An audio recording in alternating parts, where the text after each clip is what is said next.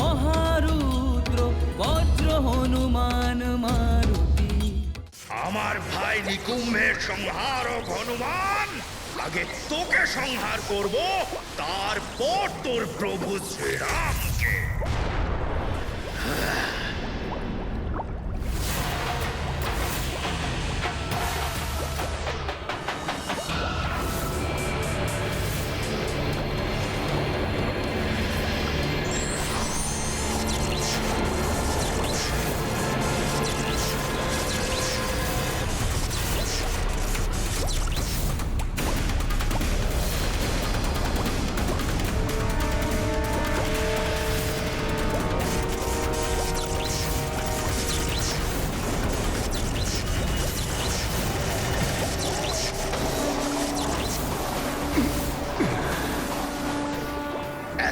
তুচ্ছ বানরের মধ্যে এত অধিক শক্তি, কিন্তু যে শক্তি আমি আমার মায়ের কাছ থেকে পেয়েছি তার সামনে এই বানর দাঁড়াতে পারবে না।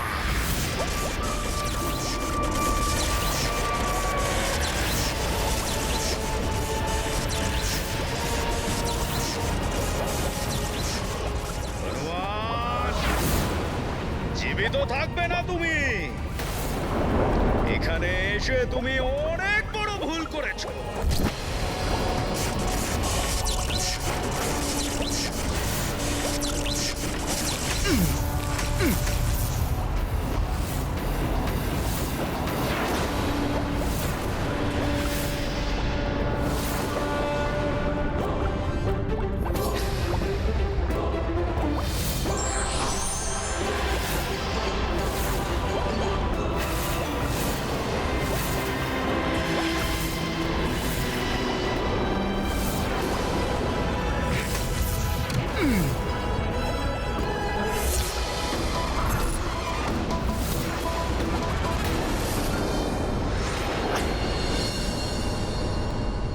যদিও আমি তোমাদের সকলের জ্যেষ্ঠ, তবুও একটা বিনতি করছি তোমাদের সকলের কাছে, যে তোমাদের মধ্যে কেউ একজন এই রাজ সিংহাসনের দায়িত্ব নিক। আমার প্রিয় ভ্রাতাগণ, এই রাজ মুকুটকে ধারণ করে নিজের দাদা রাম আর বৌদিমার প্রতি দয়া করো, আর আমাকে এই যন্ত্রণা থেকে মুক্তি দাও। রামের সীতাকে ত্যাগ করার পাপ থেকে মুক্ত করো। আমাদের দুজনকে বনে যাওয়ার অনুমতি দাও।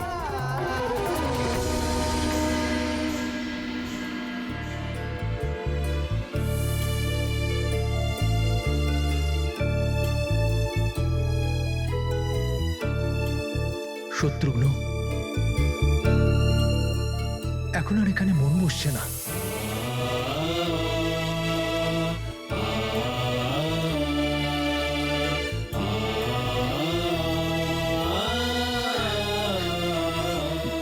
মুক্ত করে দাও আমাকে এই কঠিন দায়িত্ব থেকে।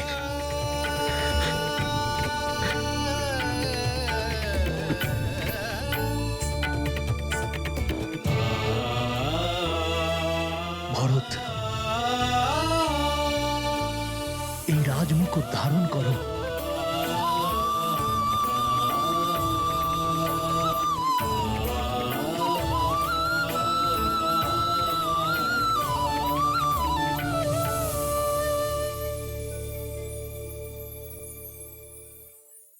আমাদের কারোর মধ্যে এত ক্ষমতা নেই যে আপনার মুকুট ধারণ করব। হ্যাঁ দাদা, তোমার সিংহাসনকে স্পর্শ করার যোগ্যতা আমাদের কারোর মধ্যেই নেই। আমরা তো শুধুমাত্র আপনার চরণের ধুলি। আমরা অগ্নি ধারণ করতে পারি আমাদের শিরে, কিন্তু আপনার মুকুট নয়। দাদা দাদা বলে ডেকেও তোমাদের দাদার জীবনকে অভিশাপ মুক্ত করতে চাইছো না তোমরা। আমাকে আমার সীতা থেকে আলাদা হতে দিও না, আলাদা হতে দিও না।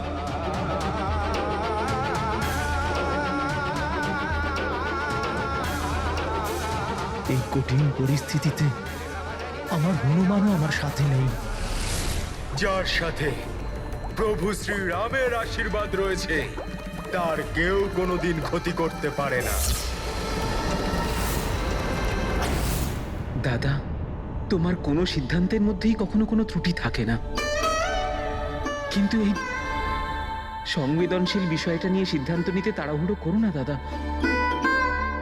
এক তুচ্ছ ধোপা কি বলল, আর তার কথা শুনে আপনি এত বড় একটা সিদ্ধান্ত নিলেন? রাধা, ভিন্ন জনের ভিন্ন মত, নিজেদের স্বার্থ পূরণের জন্য মনুষ্য নিজেদের মতো কথা তৈরি করে নেয়। ওদের কথা শুনে যদি এইভাবে সিদ্ধান্ত নিতে শুরু করেন, জীবন দুর্বিষহ হয়ে যাবে। এটা কোনো অপরাধ নয় ভরত, এটা একটা ভাবনা। আজ এক ধোপা প্রশ্ন করেছে, কাল কথাটা ছড়িয়ে পড়বে, কাল আর একজন প্রশ্ন করবে, আর একদিন পুরো রাজ্য আঙুল তুলতে পারে। নিজের কর্তব্য অবশ্যই পালন করতে হবে, একটা আদর্শ উদাহরণ রাখতে হবে। যদি লোকের কথাগুলো বন্ধ করতে চাই, তাহলে আমাকে রাজসিংহাসনের ত্যাগ অবশ্যই করতে হবে।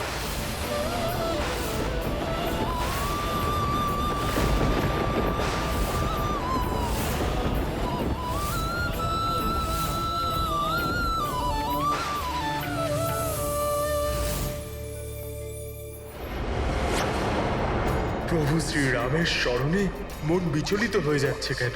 আবার কোনো অনিষ্ট হতে যাচ্ছে না তো?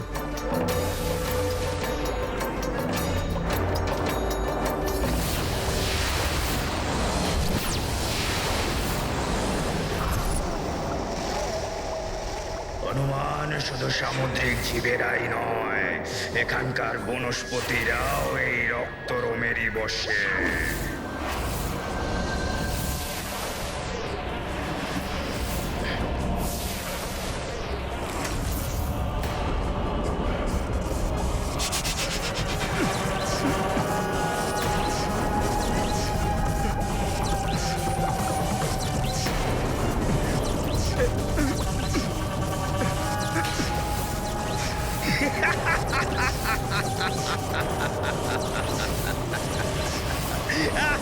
জয় শ্রীরাম।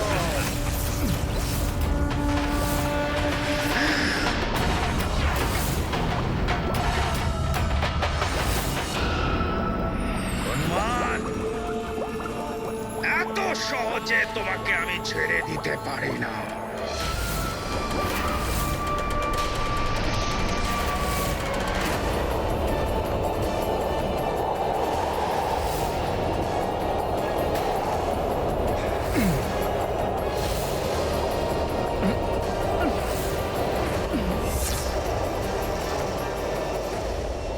হনুমান, তোমার এই শরীর বজ্রের মতো কঠিন, তাই না? কিন্তু এবার তোমার এই দেহই এই হিম শীতলতার ভিতর শক্ত কঠিন হয়ে যাবে। লোহার তুলনায় সুদৃঢ় এই হিমখণ্ডের কাঠিন্য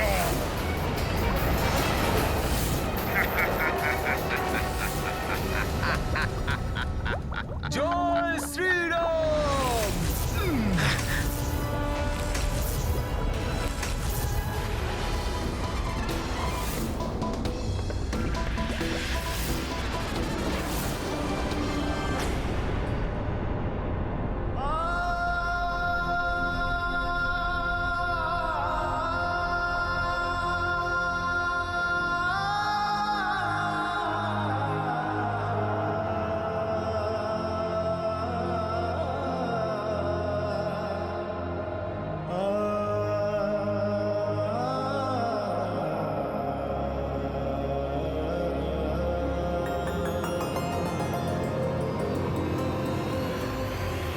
রাম, রাম, রাম।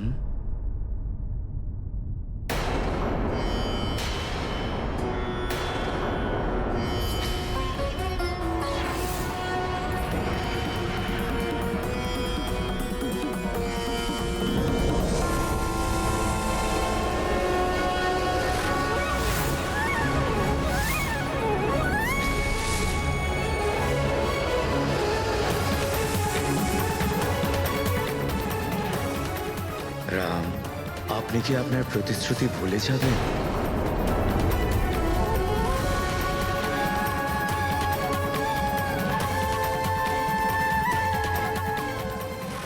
আপনি কি আপনার প্রতিজ্ঞা ভুলে যাবেন রাম, যা আপনি সবার সম্মুখে করেছিলেন রাজসভায়? রাজ্য অভিষেকের পূর্বে সূর্যদেবকে সাক্ষী করে নেওয়া প্রতিজ্ঞা কি ভুলে গেছেন রাম?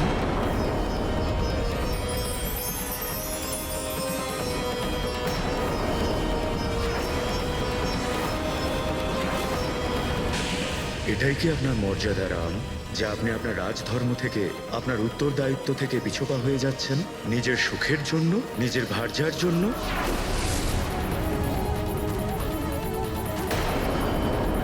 সূর্যবংশীয় রঘুকুলপতি দশরথ নন্দন শ্রীরাম কুলের গৌরবকে কি ধুলোয় মিশিয়ে দেবেন আপনি?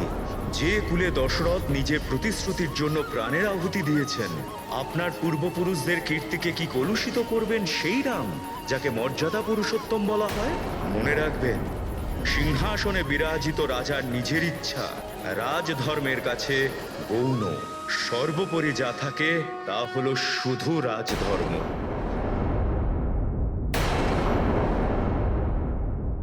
ভ্রাতা, আপনার বিভ্রান্তিমূলক ভাবনাগুলো ত্যাগ করুন, যেগুলো আপনায় বিচলিত করছে। দাদা, তোমার মস্তিষ্ক, তোমার বিবেক আর তোমার হৃদয়ের মধ্যে হওয়া দ্বন্দ্বগুলোকে আটকাও দাদা, আটকাও। আপনি কি রাজধর্মের সঙ্গে বিদ্রোহ করবেন রাম? না,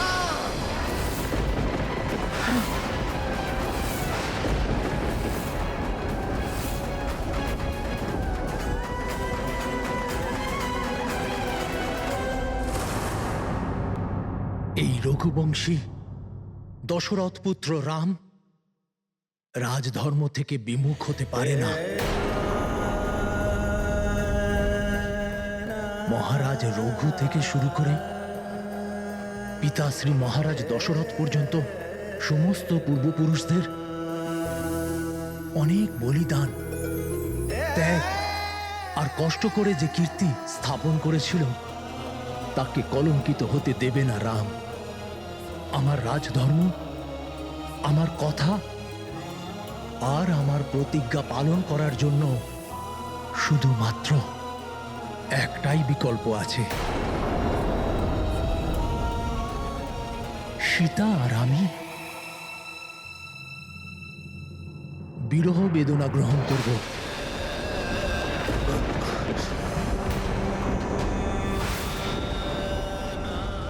বিরহের যন্ত্রণা ভোগ করব।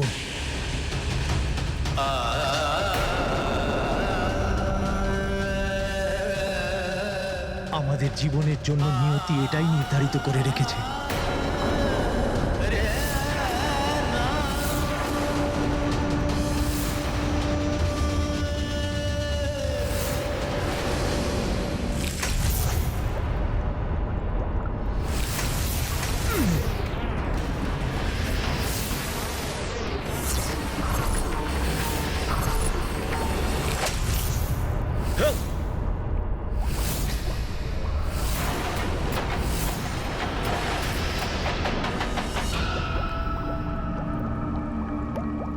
এ কি, আমার হৃদয়ে এত বেদনা কেন হচ্ছে? এখানে তো আমার প্রভু শ্রী রাম থাকেন। তবু এরকম নয় তো যে প্রভুর হৃদয়েও বেদনা হচ্ছে।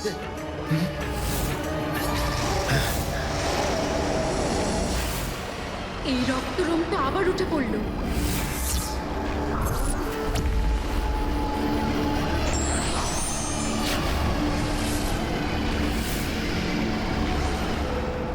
অবশ্যই প্রভু কোনো বড় সমস্যায় রয়েছেন। আবার শীঘ্রই এই রাক্ষসকে বধ করে প্রভুর কাছে যেতে হবে। হনুমান, সাবধান!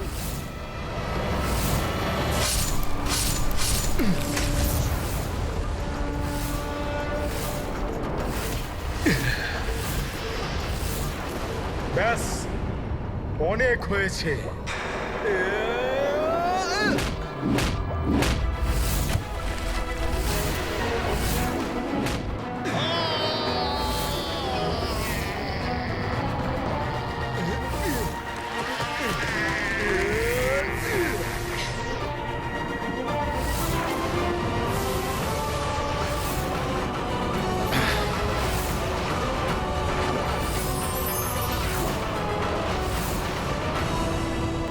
রক্তরোমকে বধ করে দিয়েছি। এবার শীঘ্রাতি শীঘ্র আমাকে আমার প্রভুর কাছে ফিরে যেতে হবে। নিশ্চয়ই আমাকে প্রয়োজন ওনার।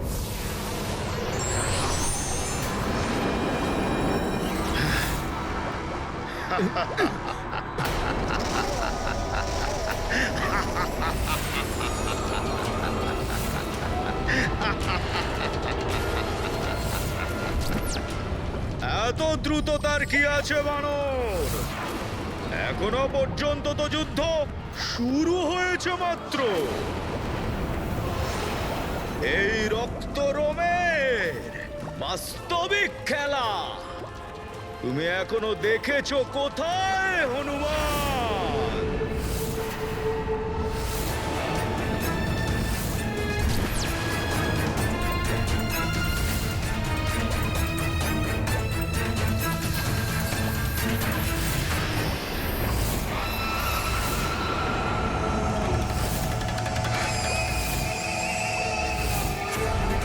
এটা আবারও কি করছে?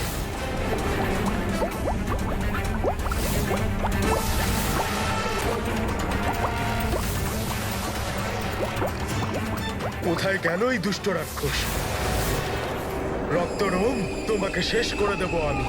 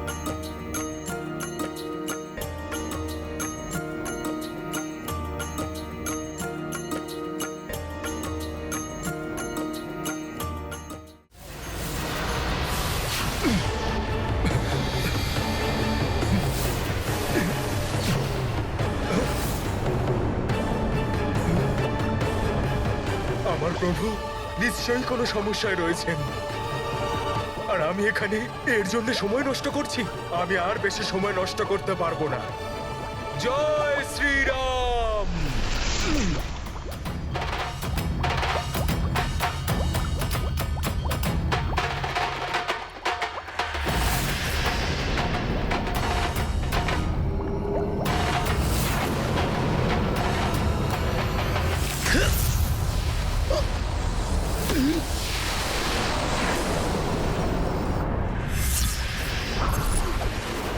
এই সমুদ্রই তোমাকে বারবার লুকোচ্ছে, তাই না রাক্ষস? এবার দেখছি যে তুমি কোথায় লুকোবে।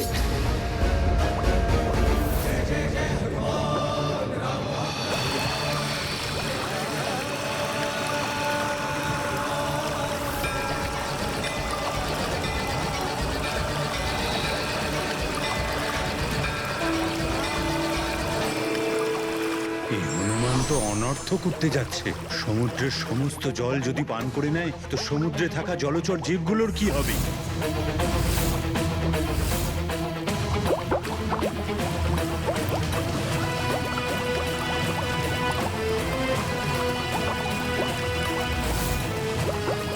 হনুমান, এরকম করো না। সমুদ্রের জল শুধু সামুদ্রিক প্রাণীর জন্যই নয়, সমস্ত পৃথিবীর জীবনেরও আধার। যদি সমুদ্র আর নদীর জল সমাপ্ত হয়ে যায় তাহলে হাহাকার পড়ে যাবে।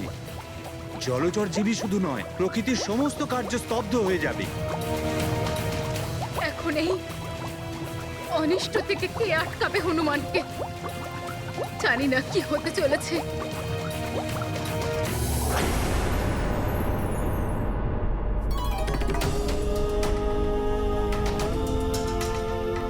এরকম সিদ্ধান্ত নিও না দাদা। এর আগেও বৌদিমা অনেক কষ্ট, অনেক বেদনা সহ্য করেছেন। এখন তো সুখের দিন এসেছে। পুনরায় এসব?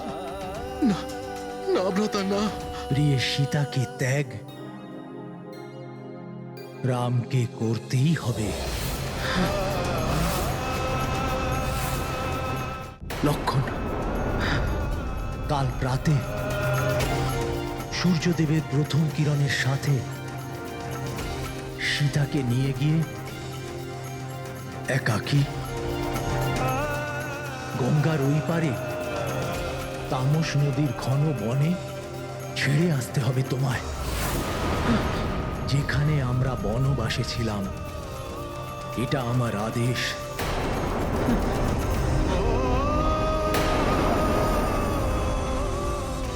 না দাদা, না, এরকম আদেশ দিও না।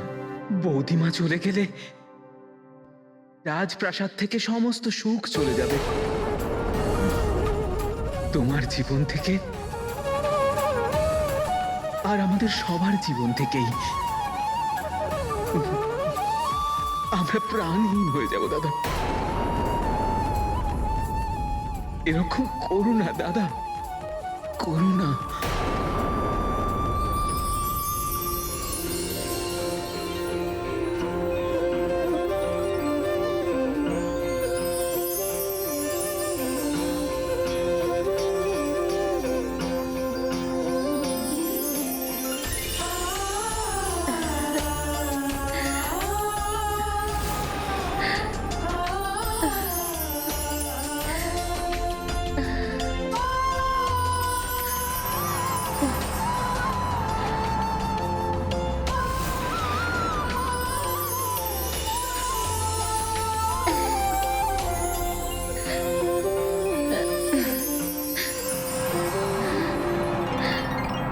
সুখ সীতার জীবনে প্রবেশ করতে গেছিল, আর দুঃখ আবার এসে তার জীবনে কড়া নাড়ল। আবার নিয়তি শ্রীরাম আর সীতাকে বিরহ যন্ত্রণায় কষ্ট পেতে বাধ্য করবে। হনুমানের ওই কোমল হৃদয়ে কতটা আঘাত করবে যখন হনুমান ওর প্রভু এবং মাতা সীতার পুনর্বিচ্ছেদের সমাচার পাবে।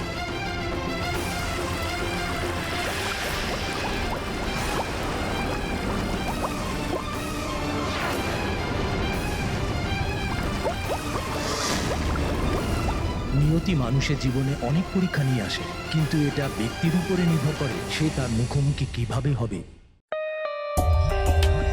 For more updates, subscribe to our channel, click the show links and enjoy watching the videos.